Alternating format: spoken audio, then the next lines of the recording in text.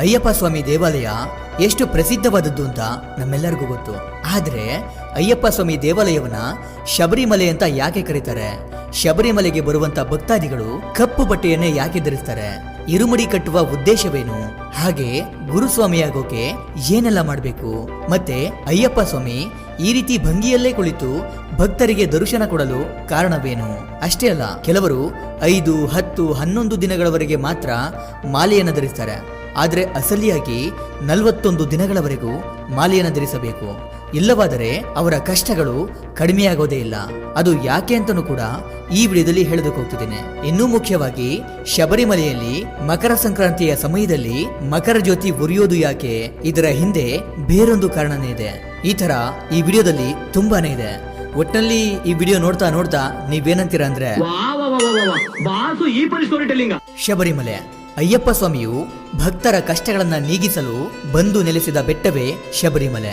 ಅಷ್ಟಕ್ಕೂ ಈ ಬೆಟ್ಟಕ್ಕೆ ಯಾಕೆ ಶಬರಿಮಲೆ ಅಂತ ಹೆಸರು ಬಂತು ಅಂದ್ರೆ, ಹಿಂದೆ ಈ ಬೆಟ್ಟದಲ್ಲಿ ಶಬರಿಯು ಶ್ರೀರಾಮನ ಆಗಮನವನ್ನ ಬಯಸಿ ಅವನ ಬರುವಿಕೆಗೋಸ್ಕರ ಜೀವನವಿಡೀ ಕಾದು ಕುಳಿತಿದ್ದಳು. ಹಾಗಾಗಿ ಶಬರಿಯು ವಾಸ ಬಿದ್ದ ಆ ಬೆಟ್ಟವನ್ನ ಶಬರಿಮಲೆ ಅಂತ ಕರೀತಾರೆ. ಮತ್ತೆ ಇತ್ತೀಚೆಗೆ ಸಾಕಷ್ಟು ಜನ ಅಯ್ಯಪ್ಪ ಸ್ವಾಮಿಯ ಭಕ್ತಾದಿಗಳು ಕೇವಲ 5 ದಿನಗಳವರೆಗೆ, 10 ದಿನಗಳವರೆಗೆ, 11 ದಿನಗಳವರೆಗೆ ಮಾತ್ರ ಮಾಲೆಯನ್ನು ಧರಿಸಿ ಅಯ್ಯಪ್ಪ ಸ್ವಾಮಿಯ ವ್ರತವನ್ನ ಮಾಡ್ತಾರೆ. ಆದ್ರೆ 41 ದಿನಗಳವರೆಗೆ ಮಾಲೆಯನ್ನು ಧರಿಸಿ ವ್ರತವನ್ನ ಮಾಡಬೇಕು. ಇದಕ್ಕೆ ಬಲವಾದಂತ ಕಾರಣ ಕೂಡ ಇದೆ. ಅದೇನಂದ್ರೆ, ಒಂದೊಮ್ಮೆ ಅಯ್ಯಪ್ಪ ಸ್ವಾಮಿ ಶನಿ ಮಹಾತ್ಮನಿಗೆ, ನೀನು ನನ್ನ ಭಕ್ತರಿಗೆ ಕಷ್ಟ ಕೊಡಬೇಡ, ಅವರನ್ನ ಕಾಡಬೇಡ ಎಂದು ಹೇಳುತ್ತಾರೆ. ಆಗ ಶನಿ ಮಹಾತ್ಮನು, ನಾನು ದೇವಾನು ದೇವತೆಗಳನ್ನೇ ಬಿಟ್ಟಿಲ್ಲ, ನನ್ನ ದೃಷ್ಟಿಗೆ ಬೀಳದವರೇ ಇಲ್ಲ, ಹಾಗಾಗಿ ಇವರೂ ಸಹ 7 ವರ್ಷಗಳವರೆಗೆ ಕಷ್ಟಗಳನ್ನ, ತೊಂದರೆಗಳನ್ನ ಅನುಭವಿಸಲೇಬೇಕು ಅಂತ ಶನಿ ಮಹಾತ್ಮನು ಹೇಳುತ್ತಾನೆ. ಹಾಗಾಗಿ ಅಯ್ಯಪ್ಪ ಸ್ವಾಮಿಯು ತನ್ನ ಭಕ್ತರನ್ನ ಕಷ್ಟಗಳಿಂದ ಪಾರು ಮಾಡಲು ಶನಿ ಮಹಾತ್ಮನಿಗೆ, ನೀನು 7 ವರ್ಷ ಕೊಡುವ ತೊಂದರೆಯನ್ನ, ಕಷ್ಟಗಳನ್ನ ನನ್ನ ಭಕ್ತರಿಗೆ 41 ದಿನಗಳವರೆಗೆ ನೀಡು ಎಂದು ಹೇಳುತ್ತಾನೆ. ಅದಕ್ಕೆ ಶನಿ ಮಹಾತ್ಮನು ಕೂಡ ಒಪ್ಪಿಕೊಳ್ಳುತ್ತಾನೆ. ಇದೇ ಕಾರಣಕ್ಕೆ ಅಯ್ಯಪ್ಪ ಸ್ವಾಮಿಯ ಭಕ್ತಾದಿಗಳು 41 ದಿನಗಳವರೆಗೆ ಮಾಲೆಯನ್ನು ಧರಿಸಿ ವ್ರತವನ್ನ ಮಾಡಬೇಕು. ಇನ್ನ ಈಗ ಅಯ್ಯಪ್ಪ ಸ್ವಾಮಿಯ ಭಕ್ತಾದಿಗಳು ಕಪ್ಪು ವಸ್ತ್ರವನ್ನೇ ಯಾಕೆ ಧರಿಸ್ತಾರೆ ಅಂತ ನೋಡೋದಾದ್ರೆ, ಅಯ್ಯಪ್ಪ ಸ್ವಾಮಿ ಮತ್ತು ಶನಿ ಮಹಾತ್ಮನ ಒಪ್ಪಂದದ ಪ್ರಕಾರ ಶನಿ ಮಹಾತ್ಮನಿಗೆ ತುಂಬಾ ಪ್ರಿಯವಾದ ಕಪ್ಪು ಬಣ್ಣದ ವಸ್ತ್ರವನ್ನ ವ್ರತದ ವೇಳೆ ಧರಿಸಬೇಕು. ಮತ್ತೆ ಅವರು ಕಪ್ಪು ಬಟ್ಟೆಯನ್ನ ಧರಿಸೋಕೆ ವೈಜ್ಞಾನಿಕವಾದಂತ ಕಾರಣ ಕೂಡ ಇದೆ. ಅದೇನಂದ್ರೆ, ಅಯ್ಯಪ್ಪ ಸ್ವಾಮಿಯ ವ್ರತವನ್ನ ಮಾಡೋದು, ಅಯ್ಯಪ್ಪ ಸ್ವಾಮಿಯ ದೇವಾಲಯಕ್ಕೆ ಹೆಚ್ಚಾಗಿ ಹೋಗೋದು ಚಳಿಗಾಲದ ಆರಂಭದ ಸಮಯದಲ್ಲಿ. ಈ ಕಾಲದಲ್ಲಿ ಕಪ್ಪು ಬಣ್ಣದ ಬಟ್ಟೆಯನ್ನು ಧರಿಸೋದ್ರಿಂದ ದೇಹವನ್ನ ಕಪ್ಪು ಬಣ್ಣದ ಬಟ್ಟೆಗಳು ಬೆಚ್ಚಗಿಡುತ್ತೆ.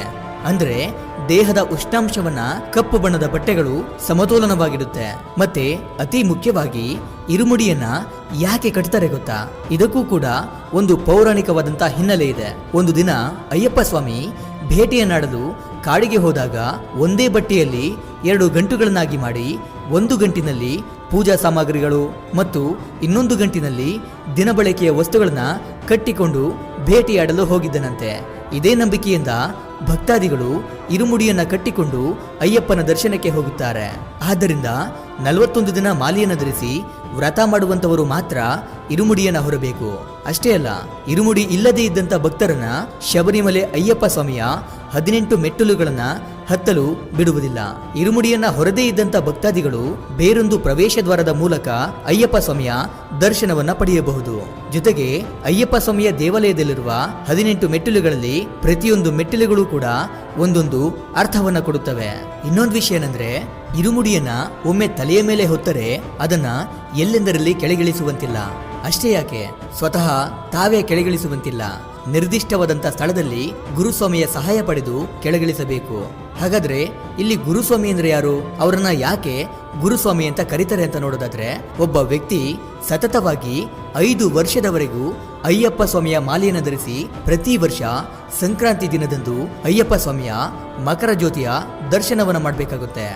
5 ವರ್ಷದ ನಂತರ ಅಯ್ಯಪ್ಪ ಸ್ವಾಮಿಯ ಸನ್ನಿಧಿಯಲ್ಲಿ ಗುರು ದೀಕ್ಷೆಯನ್ನ ಪಡಿಬೇಕಾಗುತ್ತೆ. ಅಂಥವರು ಗುರುಸ್ವಾಮಿ ಅಂತ ಕರೆಸಿಕೊಳ್ತಾರೆ. ಅಷ್ಟಕ್ಕೆ ಅವರ ಜವಾಬ್ದಾರಿ ಮುಗಿದು ಹೋಗಲ್ಲ. ದೀಕ್ಷೆ ಪಡೆದ ಮೇಲೆ ಗುರುಸ್ವಾಮಿಗಳು ಕೆಲ ಕರ್ತವ್ಯಗಳನ್ನ ಪಾಲಿಸಬೇಕು. ಅಯ್ಯಪ್ಪ ಸ್ವಾಮಿಯ ವ್ರತ ಮಾಡುವವರು ಗುರುಸ್ವಾಮಿಗಳ ಕೈಯಿಂದಲೇ ಮಾಲೆಯನ್ನ ಧರಿಸಬೇಕು. ಯಾತ್ರೆ ಮಾಡುವಂತ ಸಮಯದಲ್ಲಿ ಮಿಕ್ಕುಳಿದ ಎಲ್ಲಾ ಸ್ವಾಮಿಗಳ ಜವಾಬ್ದಾರಿ ಅವರ ಮೇಲಿರುತ್ತೆ.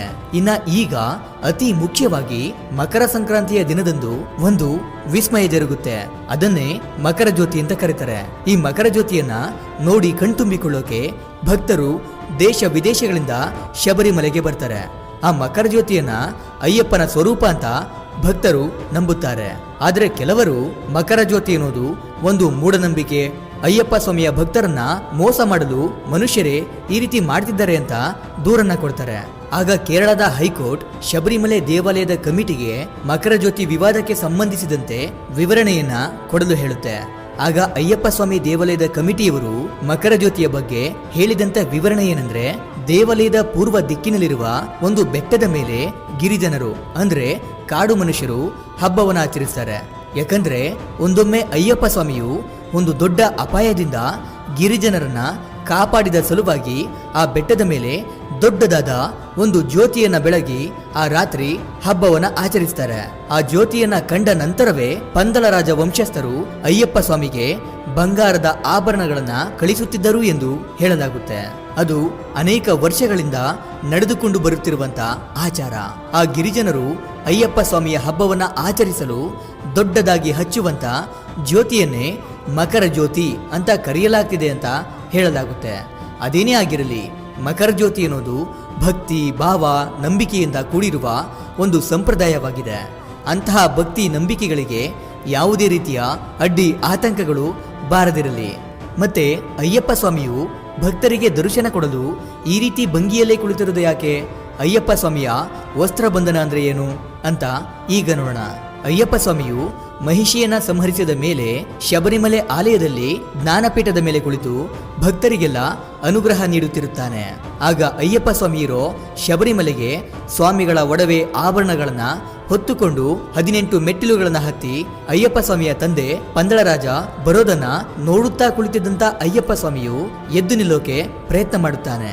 ಅದನ್ನ ಕಂಡಂತ ಒಡವೆಗಳನ್ನ ಹೊತ್ತು ಬರುತ್ತಿದ್ದ ಪಂದಳರಾಜ ಬೇಡ ಬೇಡ, ಎದ್ದು ನಿಲ್ಲಬೇಡ ಎಂದು ಹೇಳುತ್ತಾ ಅಯ್ಯಪ್ಪ ಸ್ವಾಮಿಯ ಹತ್ತಿರ ಬಂದು ತನ್ನ ಭುಜದಲ್ಲಿದ್ದ ರೇಷ್ಮೆ ವಸ್ತ್ರವನ್ನ ಎದ್ದು ನಿಲ್ಲೋಕೆ ಪ್ರಯತ್ನ ಪಡ್ತಿದ್ದ ಅಯ್ಯಪ್ಪ ಸ್ವಾಮಿಯ ಮೊಣಕಾಲುಗಳಿಗೆ ಆ ವಸ್ತ್ರವನ್ನ ಸುತ್ತುತ್ತಾನೆ. ಅಯ್ಯಪ್ಪ ಸ್ವಾಮಿಯನ್ನ ಆ ಭಂಗಿಯಲ್ಲಿ ನೋಡಿ ಕಣ್ತುಂಬಿಕೊಂಡ ಪಂದಳರಾಜ ಉಳಿದ ಭಕ್ತರೆಲ್ಲ ಇದೇ ರೂಪದಲ್ಲಿ ನಿನ್ನನ್ನು ಕಂಡು ಆನಂದಿಸಬೇಕು ಅಂತ ಅಯ್ಯಪ್ಪ ಸ್ವಾಮಿಯನ್ನ ಕೇಳಿಕೊಳ್ಳುತ್ತಾನೆ. ಇದೇ ಕಾರಣದಿಂದ ಅಯ್ಯಪ್ಪ ಸ್ವಾಮಿಯು ಮೊಣಕಾಲನ್ನ ಊರಿ ಕುಳಿತ ಭಂಗಿಯಲ್ಲೇ ಇಂದಿಗೂ ಭಕ್ತರಿಗೆ ದರ್ಶನವಾಗುತ್ತಿದೆ. ಅಯ್ಯಪ್ಪ ಸ್ವಾಮಿಯ ಮಕರ ಜ್ಯೋತಿಯ ಬಗ್ಗೆ ನಿಮ್ಮ ಅಭಿಪ್ರಾಯ ಏನು ಅಂತ ಕಮೆಂಟ್ ಮಾಡಿ ತಿಳಿಸಿ. ಇದಿಷ್ಟು ಇವತ್ತಿನ ವಿಡಿಯೋ.